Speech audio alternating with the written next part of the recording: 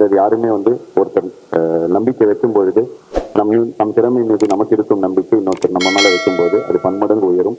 அந்த வகையில் என் மீது முதலில் நம்பிக்கை வைத்து சுதந்திர இசை கலைஞனாக இருந்த ஹிப்ஹாப் தமிழா இந்த 2 சிறுவர்களை திரைத்துறைக்கு அழைத்து வந்து எங்களுக்கு வந்து ஆரம்ப புள்ளி வைத்த எங்கள் அண்ணன் சுந்தர்சி அவர்கள் இந்த முயற்சியிலும் எனக்கு வந்து பெருசா நாங்கள் வந்து ஒரு தனி கும்பல், நாங்கள் பாட்டுக்கு ஃப்ரெண்ட்ஸ் ஜாலியாக அப்படியே தான் இருக்கும். எங்களுக்கு பெருசாக எங்களுக்கும் திரைத்துறைக்குமான கனெக்ட் வந்து இந்த மாதிரி பத்திரிகையாளர்கள் சந்திப்பில் மட்டும்தான் நிகழும் பொதுவாகவே.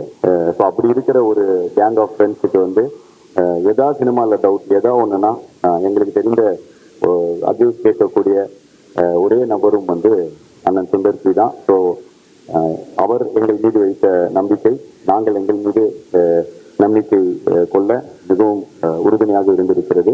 அந்த வகையில் நாங்கள் இன்னைக்கு லான்ச் பண்ண போகிற இந்த ஹிப்ஹாப் தமிழ் என்டர்டெயின்மெண்ட்டுங்கிற எங்களோட ப்ரொடக்ஷன் நிறுவனமாகட்டும் சரி, நாங்கள் எடுத்த முதல் படத்தின் ட்ரெய்லர் வெளியிடுவதற்கு முன் அண்ணன் அதை வெளியிடணுங்கிறது எங்களோட ஆசை.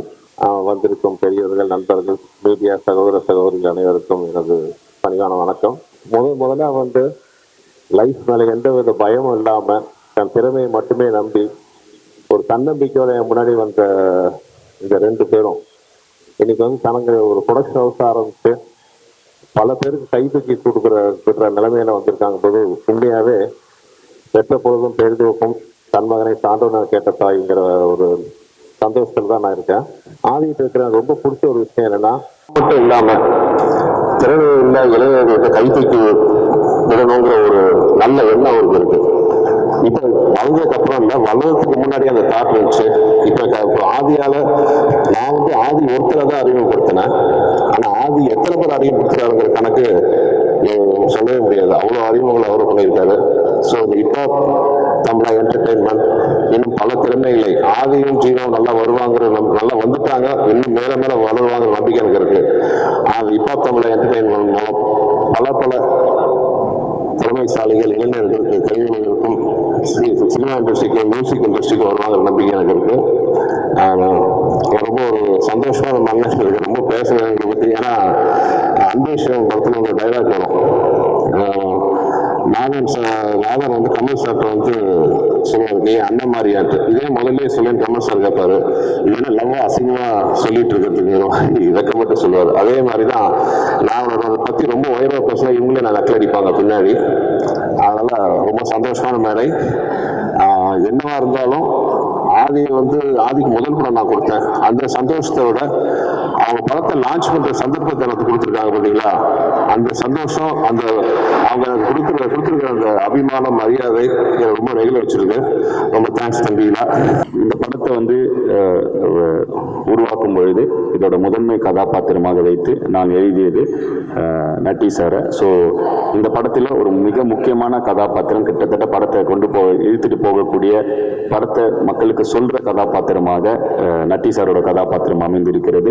So please welcome Natraj sir. வணக்கம், நான் நட்டி நட்ராஜ். இந்த படத்தில் என் பேரில் தான் நடிச்சிருக்கேன். இதில் முக்கியமான ஒரு டயலாக் ஒன்று வரும், விச் இஸ் என் பேர் நட்ராஜ், நட்டி அலைஸ் நட்ராஜ், என்ன எல்லாரும் கிங் மேக்கர்னு கூப்பிடுவாங்க.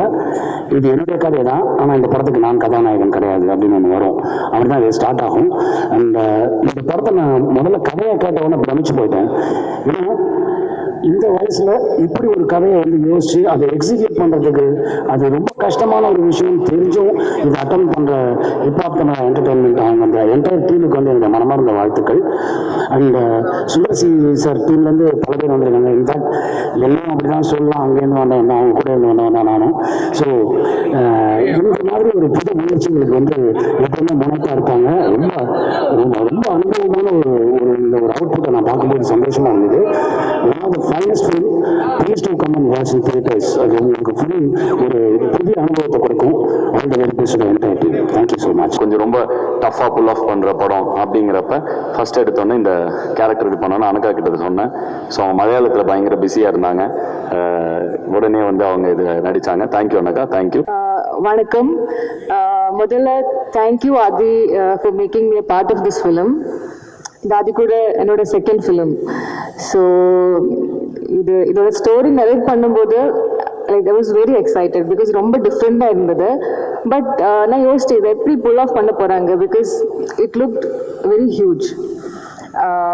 But he had so much of conviction, and I think to attempt something like this at this stage in his career and with very limited resources, I think that it itself takes a lot of courage. So yeah, so I'm very proud of the team. And as the shoot progressed, the way he was handling the whole team, it was a huge, there was a lot of actors, it was a big team, you know. So from the discussions to this very moment, the way he was handling things, you know, that was, he was handling everything so gracefully. So I think that was very inspiring to me. And coming to my character again, thank you because நான் இது வரைக்கும் இந்த மாதிரி ஒரு character பண்ணதில்லை. So thank you for believing that I can pull off something like this. இது ரொம்ப பியூட்டிஃபுல்லான பவர்ஃபுல்லான ஒரு ரோல் ஃபிலிமில். So I am very very grateful for that. எனக்கு மெயின் காம்பினேஷன் சீன்ஸ் எல்லாம் வந்து நட்டி சார் கூட நாசி சார் கூட இருந்துச்சு. And it was wonderful working with all of you.